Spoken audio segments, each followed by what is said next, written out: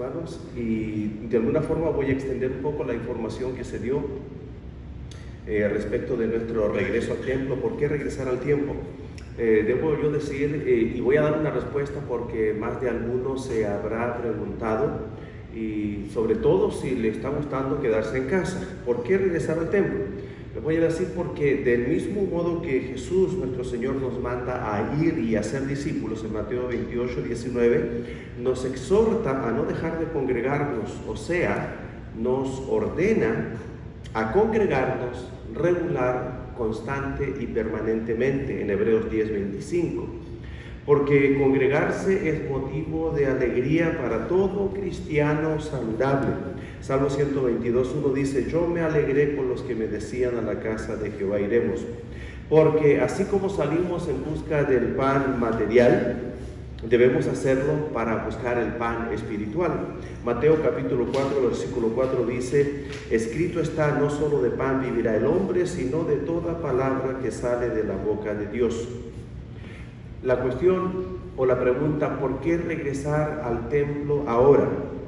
Les voy a decir, porque debemos hacerlo tan pronto como sea posible y seguro, como regresar al lugar de trabajo, a las escuelas, a los negocios, al cine, a la playa, a la casa de la familia, a la casa de los amigos, etc. Porque ahora es más seguro y se nos permite en mayor capacidad, porque no todos pueden hacerlo por los medios electrónicos, porque algunos lo necesitan imperiosamente, así lo han manifestado, aunque no todos lo han corroborado. Porque así como la vida continúa, la obra del Señor también debe continuar. Porque al no congregarse alguien en Calvario, al no estar abierto, podrá hacerlo en algún otro lugar. ¿De qué forma lo haremos? El regreso en esta etapa abarcará a los servicios de día miércoles y domingo en la mañana. Este regreso no incluye iglesia infantil o ministerio de niños, ni grupos pequeños de hombres, mujeres, jóvenes, matrimonios, etc. En este regreso, en esta segunda etapa, por 2 semanas, todavía permanecerá inactiva la cafetería. Siguiendo los lineamientos generales de capacidad y seguridad, podemos albergar un promedio de 60 personas sentadas. Pero respecto de la capacidad, respecto del distanciamiento social, eso hace que la cantidad o el número pueda variar. Pero consideremos que no todos van a estar con 2 asientos de separación a un lado y a otro. La gran mayoría vienen de a 2, de a 3, de a 4 o más personas juntas, y ellos se sentarían todos juntos sin ningún lugar entre medio. Por eso la cantidad es relativa a las personas que vengan, a los grupos de personas que vengan. Pero bueno, dicho sea esto, también otra observación respecto de qué forma lo haremos. Aunque no es obligación, sigue vigente la recomendación de usar mascarilla para cubrir boca y nariz. Toda persona sería provista de antibacterial para sus manos a la entrada y salida del templo. No saludos de mano, ni abrazos, ni besos. Sentarse en la forma que se les indique para mantener el distanciamiento social mínimo recomendable. Una línea de asientos por medio sin usar, 2 asientos vacíos de separación entre uno y otro. Familias y personas que vienen juntas en un mismo vehículo pueden y deben sentarse juntos para optimizar el uso de los asientos o del espacio. No se recomienda asistir con niños pequeños. No se recomienda, pero no se prohíbe la asistencia de adultos mayores de 65 años, por cuanto ellos son los más interesados al volver al templo. De asistir ellos, que creemos que serán los primeros en hacerlo, habrá una área específicamente apartada para ellos. El uso del baño será de una persona a la vez, previa sanitización entre uno y otro. Seguridad de ujieres, usarán mascarilla y guantes en todo momento. Sé que no cubro todo, pero cubro suficiente o bastante como para aclarar muchas dudas respecto de cómo será y por qué el regreso al templo. Estamos todos de acuerdo, ¿verdad? Amén. Amén. Muy bien, mis hermanos. Llega el momento que tanto esperamos y espero usted esté tan ansioso como yo, que es la palabra del Señor. Y el día de hoy lo hemos asignado o nombrado como miércoles con Jesús. Vamos a hacer oración y le vamos a pedir al Señor que nos dirija. Padre amado, gracias por esta oportunidad de estar en su casa, los que hemos podido llegar hasta aquí. Gracias, Padre, por todos los que desde sus hogares están conectados y en un mismo espíritu. Padre, estamos siendo guiados y bendecidos. Rogamos ahora porque su palabra, Padre, pueda hablar directamente a nuestras vidas y que al retirarnos de este lugar vayamos con un nuevo pensamiento, con una mejor actitud y con la voluntad de implementar cambios sustanciales en nuestra vida. Que sea su Santo Espíritu a través de su siervo y en la mente y corazón de cada uno de sus hijos receptores. En Cristo Jesús se lo ruego. Amén y amén. Voy a hacer algo, hermanos, nada más para que puedan verlo más grande ustedes o yo también. Bueno, el miércoles con Jesús, para tener una pantalla más grande, el día de hoy lo que vamos a ver es Jesús el gran compasivo. No se me ocurrió una forma de poder conjugar o armar el título de manera que sonara más bonito, pero esa es la realidad o la verdad que vamos a considerar el día de hoy. Y por supuesto, para los que no alcanzan a leer, permítanme leerles los pasajes que vamos a considerar. El primero y más importante va a ser Marcos capítulo 2 versículos 1 al 12, Marcos capítulo 9 versículos 14 al 29, Romanos capítulo 3 versículos 9 al 20, Romanos capítulo 5 versículos 1 al 11, Hebreos capítulo 4 versículos 14 al 16. Bueno, yo leo y estudio todos estos pasajes de manera que me asegure que todo lo que vaya a decir aquí esté basado en la palabra del Señor, ninguna otra cosa más que eso. Y del mismo modo, si alguien tiene un profundo interés por la palabra del Señor, yo le recomiendo apunte sus pasajes y cuando disponga su tiempo devocional, es una buena alternativa u opción ir sobre cada uno de ellos. Un par de preguntas de reflexión al momento de comenzar. Yo le pregunto a ustedes, me hice la pregunta a mí, dudé, pero finalmente lo respondí de este modo, para que usted pueda hacer lo mismo y no tenga que vivir todo el proceso. ¿Qué le emociona a usted? La hermana Rose dice estar aquí. ¿Qué le emociona a usted? Yo creo que eso nos emociona a todos los que aquí estamos. En general, el primer pensamiento a mí fue la bondad. Me emociona ver gente buena haciendo cosas buenas por los demás. La segunda pregunta, ¿qué le mueve a compasión? Probablemente no dominemos al 100% cada uno de estos términos, porque razón por la cual los voy a detallar dentro de unos instantes. ¿Qué le mueve a compasión? Puede ser cualquier cosa o muchas cosas. En mi caso particular es la necesidad. O ver necesidad me mueve a compasión. Pensemos en nuestro modelo, en nuestro ejemplo a seguir, que dicho sea de paso es nuestro Señor y Salvador, Jesucristo. ¿Qué le emociona a Jesús? De acuerdo a los pasajes que les he compartido y que yo he estudiado, y en ese orden, a Jesús le mueve la fe, o le emociona. Al decir le mueve, le emociona, porque dicho sea de paso, voy a adelantarme quizás en esto de una vez. Cuando hablamos de emociones, estamos hablando no de una palabra cualquiera común y corriente. No estamos hablando de sentimientos. Tiene que ver con sentimientos, pero va más allá. La psicología, este es uno de los campos en los cuales se divide. Mi forma, después de estudiarlo y de asentarme, diría que sería de esta escuela. Sentimientos, sí, lo que sentimos. Pero ¿cuál es la diferencia? Normalmente los sentimientos son más leves en cuanto a su intensidad, pero son más prolongados en el tiempo. Las emociones son sentimientos también, pero tienen una característica. Y para tal efecto voy a hacer mención al que es su origen ¿Y el origen de las palabras qué sería, hermanos? La etimología. Emociones. Sentimiento. A ver, piensen en emoticones, ¿sí entienden? Emoticones, las caritas diferentes que representan diferentes estados de ánimo o sentimientos. Emoticones, emoción. Sion viene de acción. Emoción, acción, sentimiento con acción. Bueno, la diferencia entre sentimiento y emoción es que la emoción normalmente es más breve en cuanto a su duración, pero es más poderosa en cuanto a su intensidad.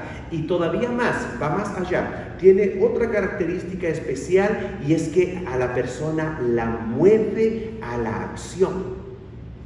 Entonces, cuando uno está experimentando una emoción, lo menos que puede ocurrir es que se experimente un movimiento en el ánimo, que a su vez está precedido, no lo sigue, precedido por una fuerte cambio o acción en nuestro metabolismo y especialmente en lo que tiene que ver con nuestras hormonas, como la adrenalina, por ejemplo. Continuamos con esto. Entonces, ¿qué le emociona a Jesús? Y todo esto porque dije, ¿qué le mueve a Jesús? La fe, el amor, la amistad verdadera, el esfuerzo y la perseverancia. ¿Usted quiere emocionar a Jesús? ¿Usted quiere tocar a Jesús? Aquí tiene unas claves: fe, amor, amistad, esfuerzo, perseverancia. Usted quiere un milagro, lo que sea, usted quiere mover a Jesús, ya sabe emocionarle. Ahora, la pregunta aquí no es tan obvia como pudiéramos imaginarnos. La siguiente: ¿qué mueve a compasión a nuestro Señor Jesús? Aquí la cosa cambia. Aquí la cosa cambia porque aunque nos parecemos porque Dios nos creó a su imagen y semejanza, experimentamos moralmente, experimentamos emocionalmente, pero aquí se plantea una pequeña diferencia. Y la gran enseñanza el día de hoy no solo es aprender sobre la compasión, sino sobre todo sobre la compasión divina y cuál es la gran diferencia. ¿Qué es lo que mueve a compasión a nuestro Señor Jesucristo? Les voy a decir: el pecado del hombre. El pecado del hombre. ¿Por qué? Porque Él mejor que nosotros comprende que todos los males, pesares, dolores y sufrimientos del hombre vienen como consecuencia del pecado. Entonces, cuando Él siente compasión, cuando Él es movido a compasión, sí lo es por cualquier situación difícil que esté atravesando un individuo, pero Él va más allá, y esa es la diferencia. Él va más allá, Él atiende a la raíz de los problemas. ¿Qué es compasión? Ya aclaramos que era emoción, emociones. ¿Qué es compasión? Creo que es un buen tiempo para ver una diferencia. Hay una palabra que se parece mucho y que muchos, la mayoría de los seres humanos en algún momento experimentan. Se parecen, pero solo se parecen. Hay gran diferencia. Y esta palabra de esa emoción es lástima. Ahora, la lástima, incluso si atendemos a la definición o características que yo di de emoción, pues no llega a emoción, sino es como un sentimiento breve, tenue. ¿Y la lástima qué es? Es un sentimiento de tristeza que produce el ver padecer o sufrir a alguien. Entonces, cuando uno ve padecer o sufrir a alguien, experimenta una lástima, que es ese sentimiento de tristeza, o sentimiento de pesar por el mal ajeno. Pero ahí queda.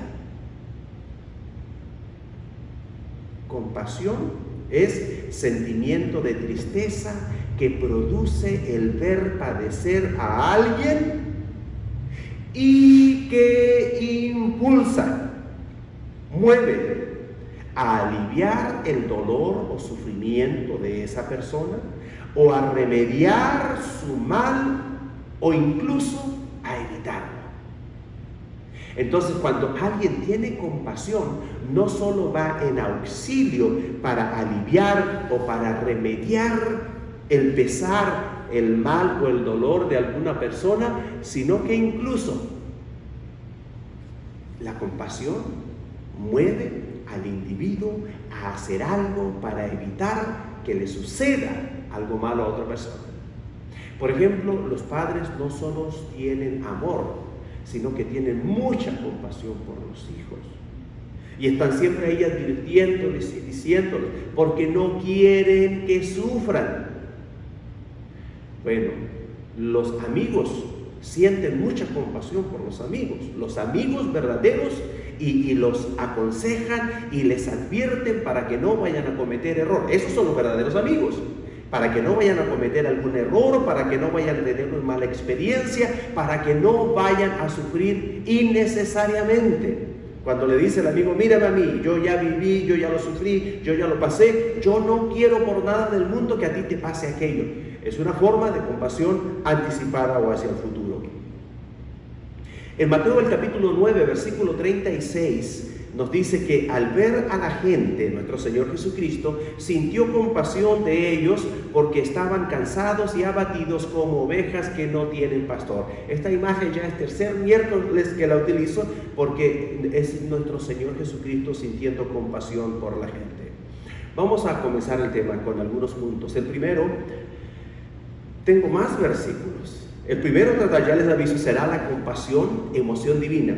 Pero quiero hacer rápidamente, pensando que iba a tener mucho más tiempo, por eso lo haré rápidamente ahora, sí mencionar algunos pasajes de las Escrituras en donde nos muestran a nuestro Señor Jesucristo experimentando compasión, siendo movido a la compasión ante diferentes circunstancias. Por ejemplo, al bajar Jesús de la barca, vio la multitud, sintió compasión de ellos y sanó a los enfermos que llevaban. Sintió compasión y sanó a los enfermos que llevaban. En Marcos capítulo 1, versículo 41 dice, Jesús tuvo compasión de él, le tocó la mano y dijo, quiero, queda limpio. Cuando sanó a un hombre enfermo de lepra, sintió compasión por él y no le dijo, pues voy a orar por ti, sino que él actuó, él obró. En Marcos capítulo 5, versículo 19, dice, pero Jesús no se lo permitió, sino que le dijo, vete a tu casa con tus parientes y cuéntales todo lo que el Señor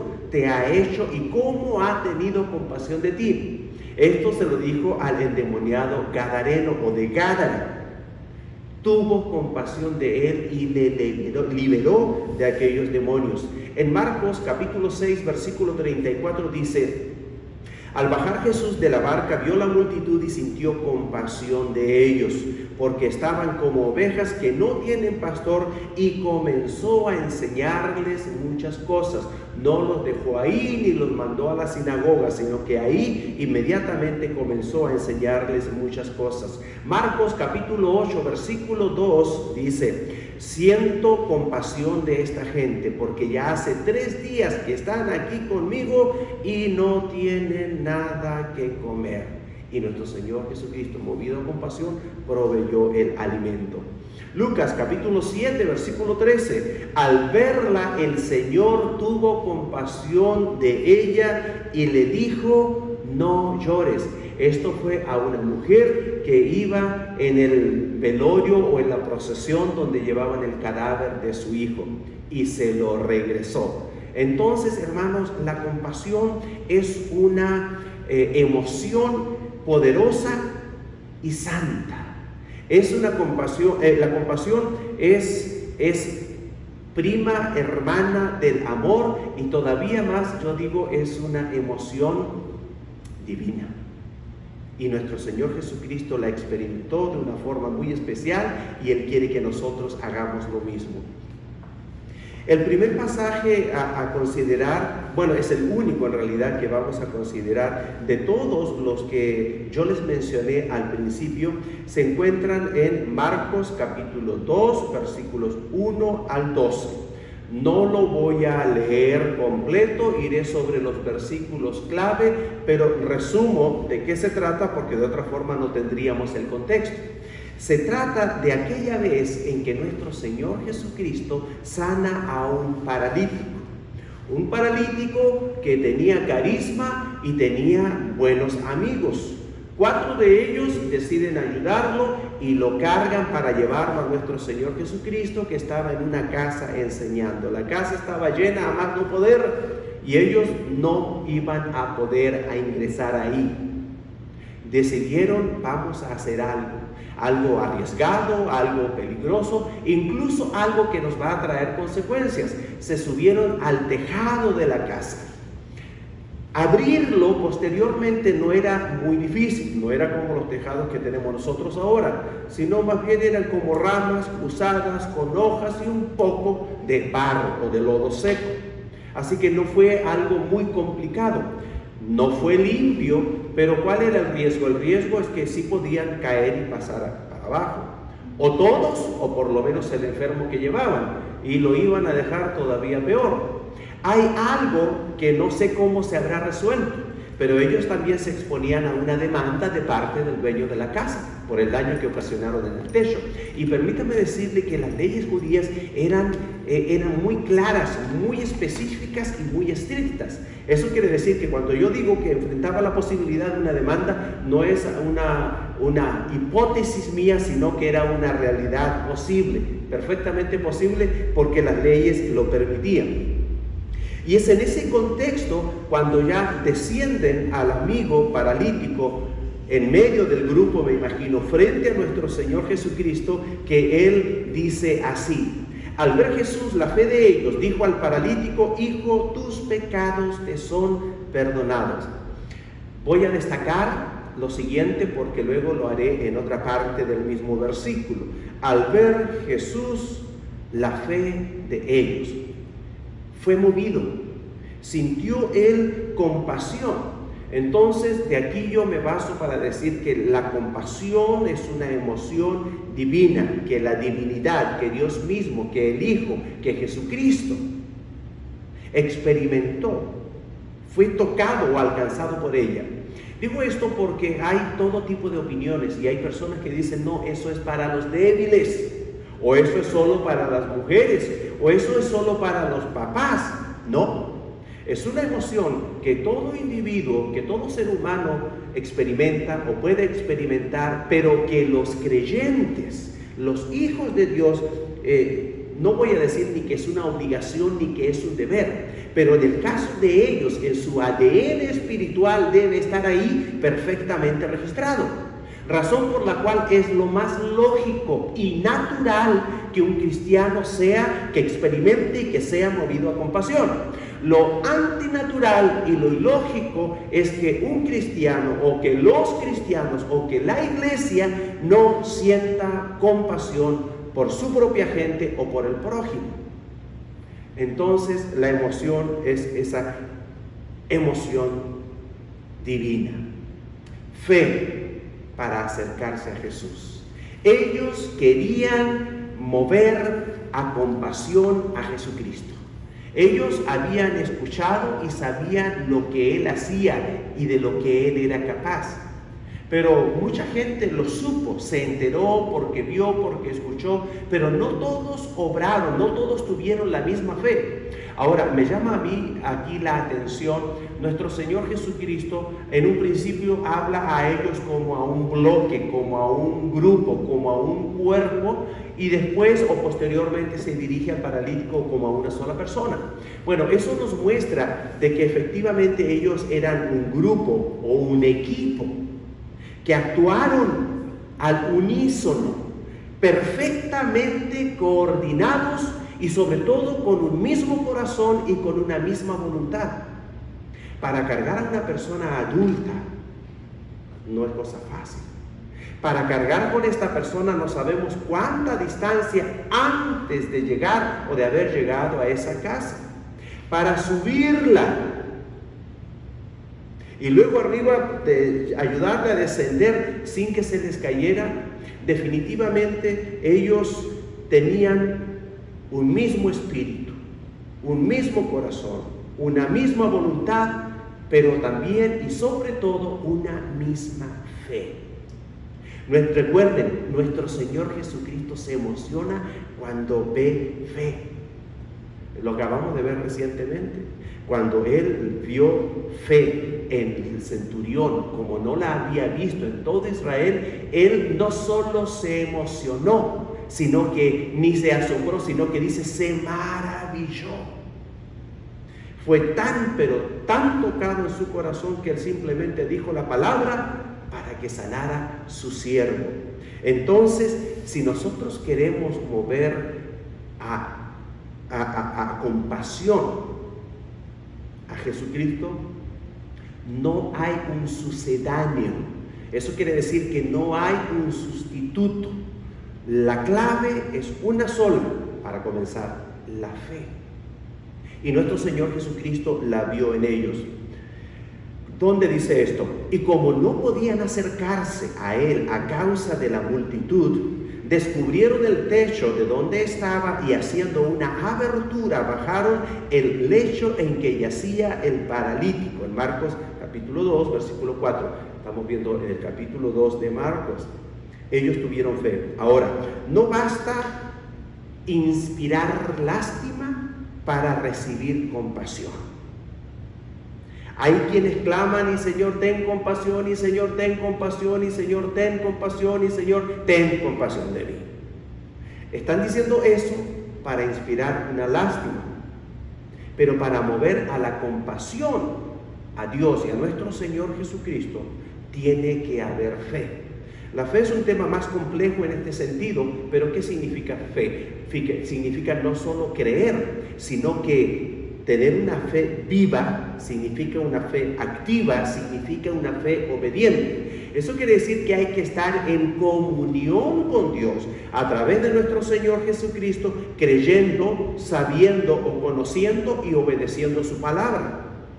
Y hacer eso no va a dejar a una persona inactiva. No significa que Dios no tenga ahora misericordia, pero no necesariamente tendrá compasión. No lo estoy limitando yo a Dios, pero ¿con qué moral, con qué autoridad puede alguien venir a pedirle algo al Señor cuando se ha olvidado completamente de Él? Ellos no le conocían, le conocieron de oídas, pero fueron con la fe.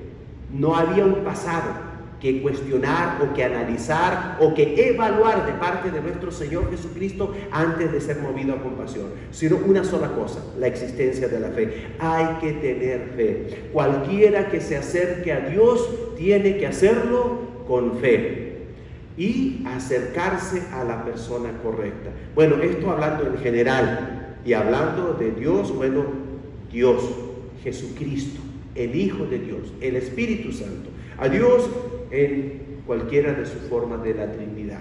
Y digo esto porque podemos equivocarnos. Muchas veces vienen personas o han venido aquí a las instalaciones y quieren inspirar lástima para recibir compasión. Y mis palabras son para llevarle a los pies de Cristo, para llevarle a una relación con Jesucristo. Porque si no, ¿qué sentido tiene que vengan aquí? A que nos vengan a ver, a conocer a Jesucristo. Hay un remedio inesperado.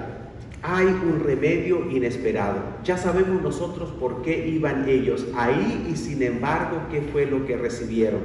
Nos dice el versículo 5, al ver Jesús la fe de ellos, dijo al paralítico, hijo, tus pecados te son perdonados. No se lo esperaban. Pero esto que ocurrió tiene mucha enseñanza. Me imagino yo por un momento, tiene que ver con el orden de las cosas.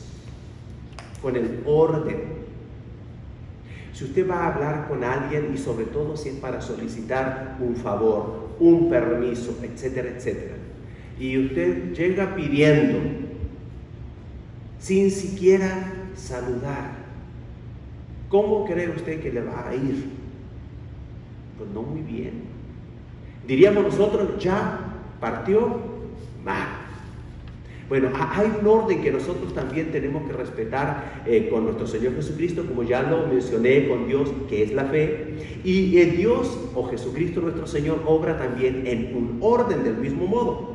De tal manera que al ver Jesús la fe de ellos, del equipo, era un equipo, dijo al paralítico: hijo, tus pecados te son perdonados. ¿Por qué? Ya sabemos.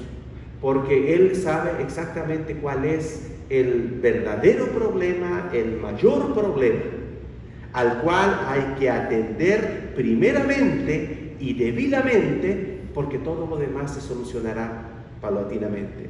¿Qué aprendemos de esto?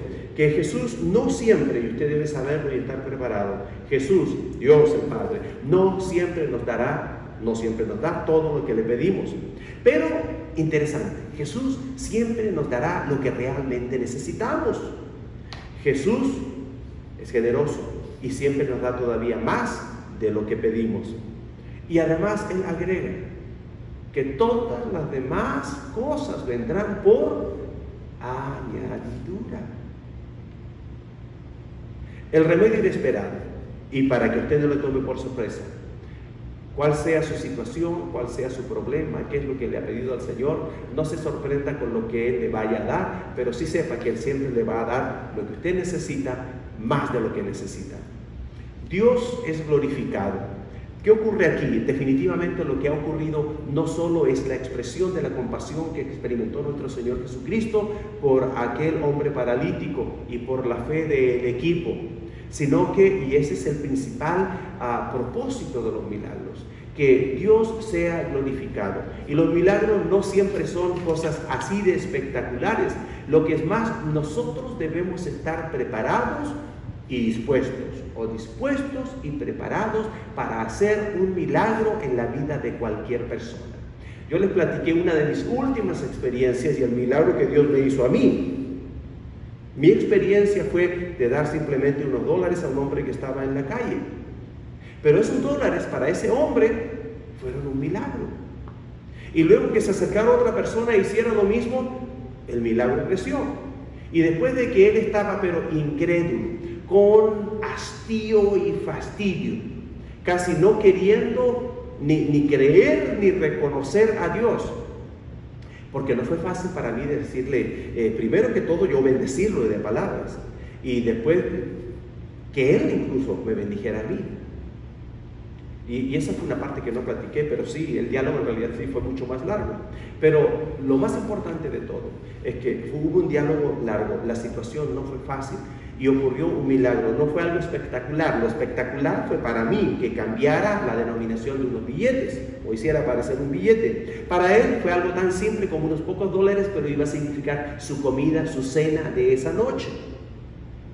Y cuando va o ingresa al negocio, pues mira al cielo y hace una señal, lo que sea. De esa forma, él estaba reconociendo y estaba glorificando a Dios. Hermanos, aquí hubo un milagro, producto de la compasión de nuestro Señor Jesucristo, para la gloria de Dios, para la gloria de su Hijo, nuestro Señor Jesucristo.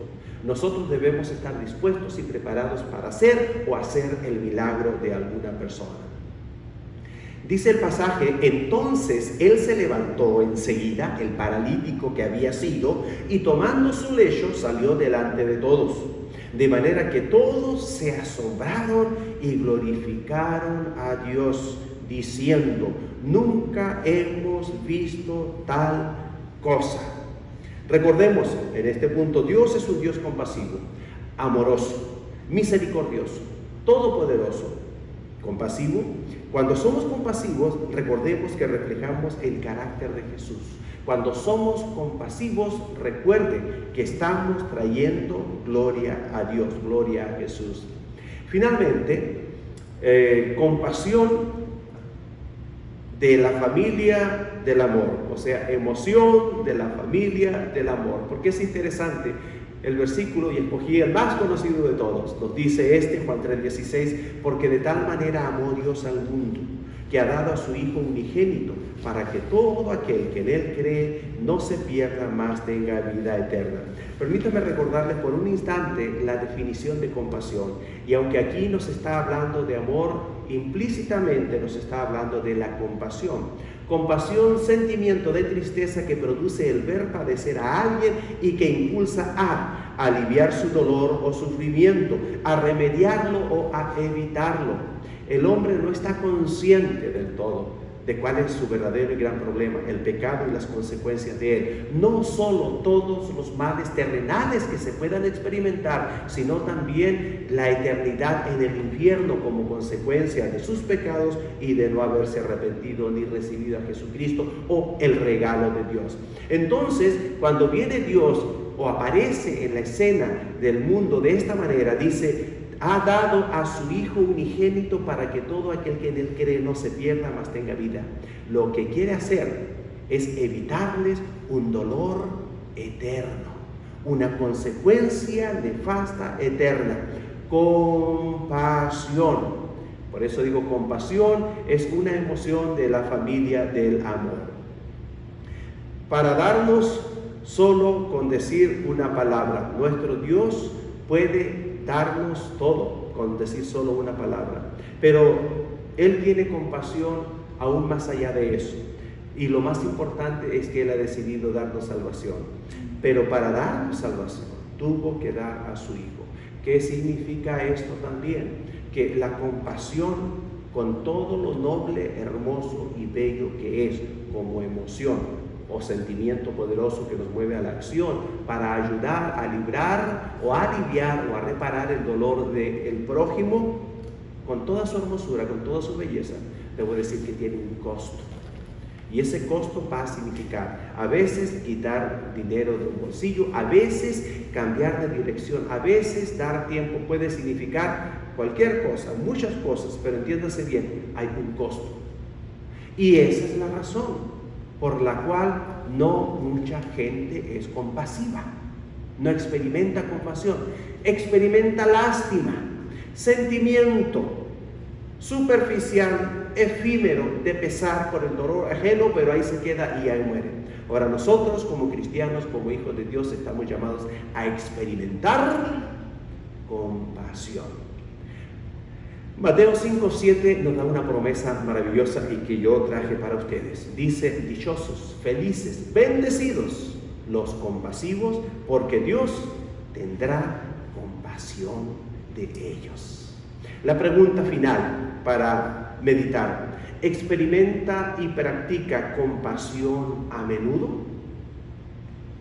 La conclusión: es noble sentir lástima, mejor es sentir compasión, pero mucho mejor es la compasión divina que nos mueve a procurar la salvación de nuestro prójimo. Dicho esto, les invito a que puedan ponerse en pie y me acompañen en la oración más breve que hemos tenido, pero está completa. Si me acompañan a decirla: Señor Jesús, ayúdeme a ser compasivo como usted. Amén.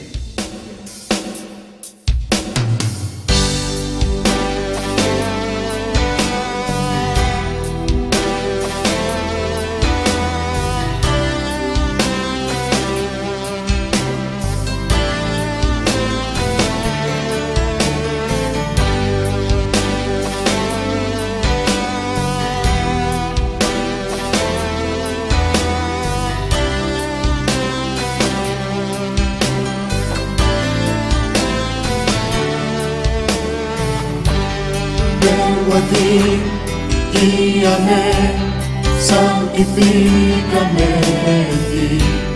Quiero andar en tu verdad. Tómame, abrázame, mi corazón me vuelve a ti, solo a ti. Quiero humillarme, buscar tu rostro. Hoy me arrepiento delante de ti. Vengo a invocarte, en ti me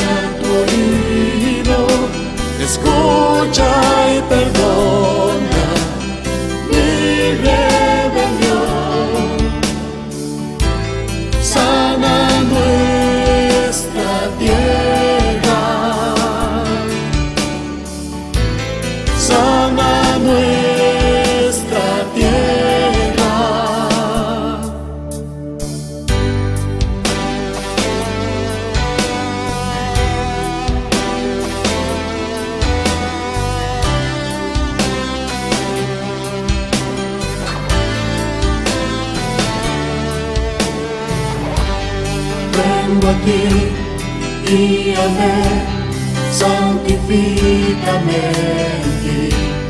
Quiero andar en tu verdad.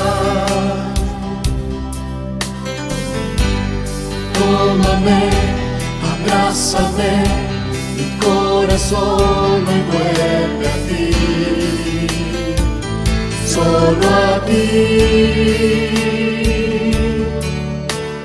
Quiero humillarme, buscar tu rostro. Hoy me arrepiento delante de ti. Vengo a invocarte, inclina tu oído, escucha y perdona mi rebelión. Sana nuestra tierra, sánala, Señor, sana nuestra tierra.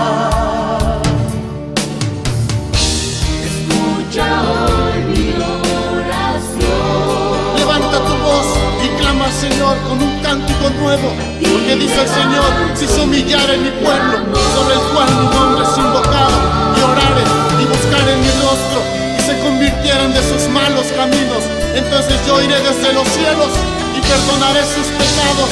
Así es que clama a Él, y Él te responderá con cosas grandes y ocultas que tú no conoces. Oh, te amamos, Señor.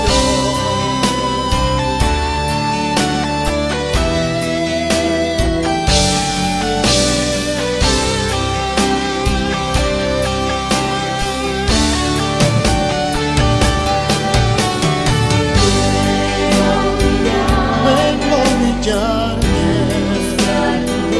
buscando tu rostro.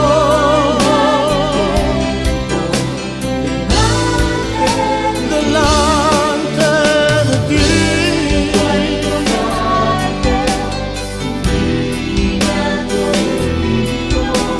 escucha y perdona mi rebelión.